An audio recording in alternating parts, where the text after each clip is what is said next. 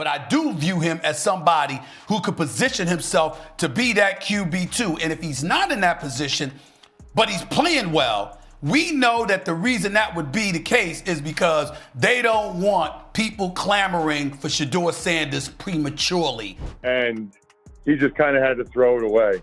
It's kind of remarkable how little he looks out there, by the way, but I guess we kind of knew that. But, I mean, it was bootleg after bootleg, but the Eagles seemed pretty prepared for that. And so he would boot out, and there'd be nobody there, and he would just kind of chuck it. And there were a decent amount of incompletions that I saw. Kevin Stefanski played with fire when he declared Shedeur Sanders injured, despite no details being released about the extent of the injury. His calculated attempt to keep Sanders off the field seems to be crumbling, especially as Dillon Gabriel, the backup, shows cracks in his performance. You might be asking, where did Gabriel come from? Yes, he was injured too, but now that Shedeur is sidelined, Stefanski is pushing Gabriel to step up. However, as his joint session with the Eagles proves, Gabriel isn't the quarterback to take the reins. The question now is, what's next for the Browns? Like a lot of bootlegs, and a lot of bootlegs where nobody was really open, and he just kind of had to throw it away.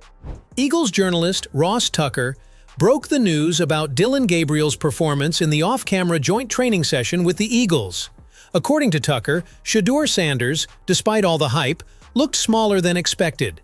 He struggled to handle the ball under pressure from the defense, and his size seemed to hinder his ability to make solid throws. Even worse, the running backs couldn't get much going either.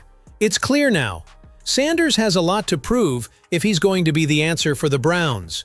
Looking at the situation, it's becoming clear that Dillon Gabriel isn't the solution. He's merely being placed in to block Shedeur Sanders from getting into the team. However, after this lackluster performance, and with the upcoming game set by Stefanski, everything is about to unfold. Gabriel now faces a critical moment, and it's clear he won't be able to silence the critics with his play. The truth is about to come to light. But before that happens in the game, let's have a look at the numbers he produced in the joint sessions. Gabriel received just 5 reps in the session, completing only 1 pass and getting sacked 4 times. That's a mere 20% completion rate during training. If he can't perform there, what can we expect in an actual game? Stefanski took Shedeur out to make Gabriel the focal point, but as things stand, it looks like Gabriel is set to fail. When that happens, Shedeur will likely rise again. Until then, Stefanski better be ready for the consequences of the upcoming game, because with Shedeur sidelined, Dillon is not the answer. I can't imagine there's many people that think Dillon Gabriel's a better quarterback than Shedeur Sanders. I don't care where they were drafted.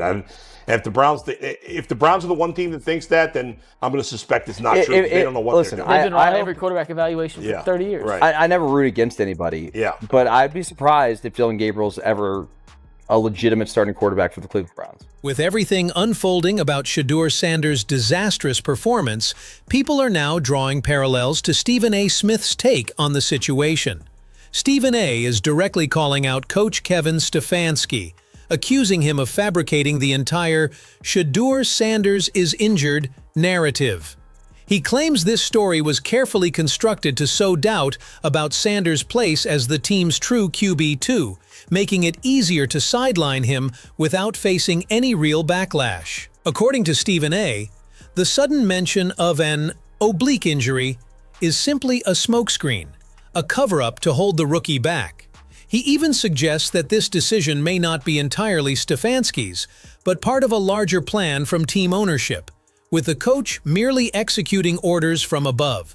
But I do view him as somebody who could position himself to be that QB2. And if he's not in that position, but he's playing well, we know that the reason that would be the case is because they don't want people clamoring for Shedeur Sanders prematurely. Stephen A. pointed to the release of the depth chart as the smoking gun, claiming it confirmed everything he had been saying.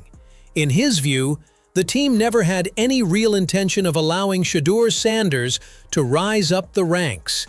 Had he been given the opportunity to build on his previous performance, it would have been impossible to keep him off the field. Instead, this so-called injury conveniently emerged just before crucial decisions were made, effectively taking him out of the equation. When Stefanski told reporters he was focused on developing all quarterbacks equally, it seemed reasonable, until the depth chart revealed Shedeur's drop proving otherwise. For Stephen A., this wasn't just a football decision, it was politics at its core. He argued that the timing was too perfect to be coincidence, with ownership subtly guiding the narrative while Stefanski acted as the public face of the decision.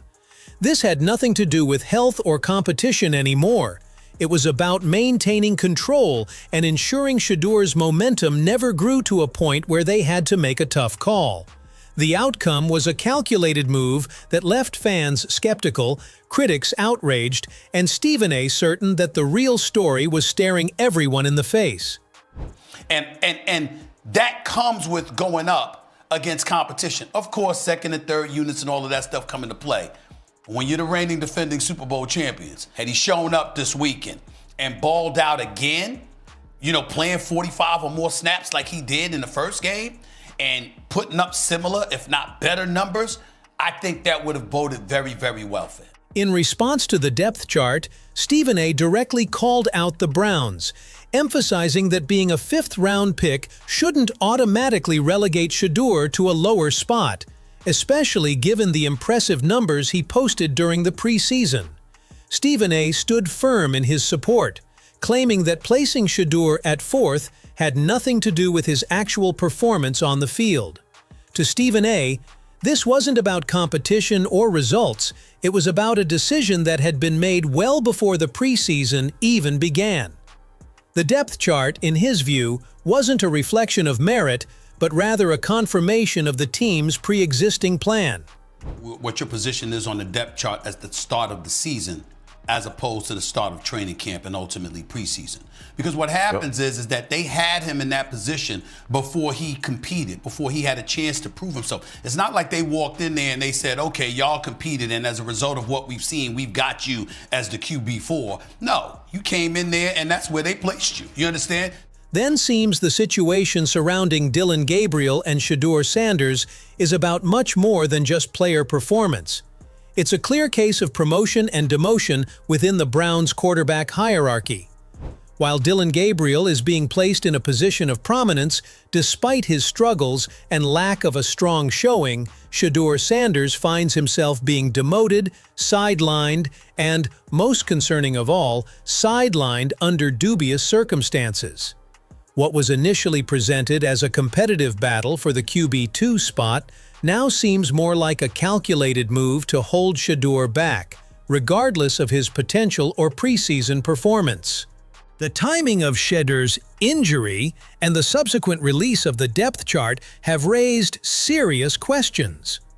Gabriel, despite not having the performances to back up his promotion, is now being put in the spotlight, while Shedeur's growth is stunted under a narrative that doesn't fully align with his on-field performances. This deliberate shift in positioning speaks to a larger strategy, one where Gabriel's promotion isn't about his merits, but rather about keeping Shedeur from rising too fast. This situation has sparked frustration and suspicion among fans and analysts alike, with many, including Stephen A. Smith, calling out the Browns for manipulating the quarterback depth chart. It's clear now that this isn't a story of fair competition. It's about control, stifling Shedeur's progress, and maintaining the status quo. As Gabriel is promoted, Shedeur's potential remains untapped, raising questions about the team's long-term plans and the true motivations behind these decisions. The real test will come in the games ahead. If Gabriel falters, the Browns will have to confront the reality of their choices, and Shedeur might just get another chance. But until then, the focus remains on the bigger picture, a quarterback being demoted while another is inexplicably promoted. The narrative is anything but simple, and the truth remains to be fully uncovered. So, what do you think?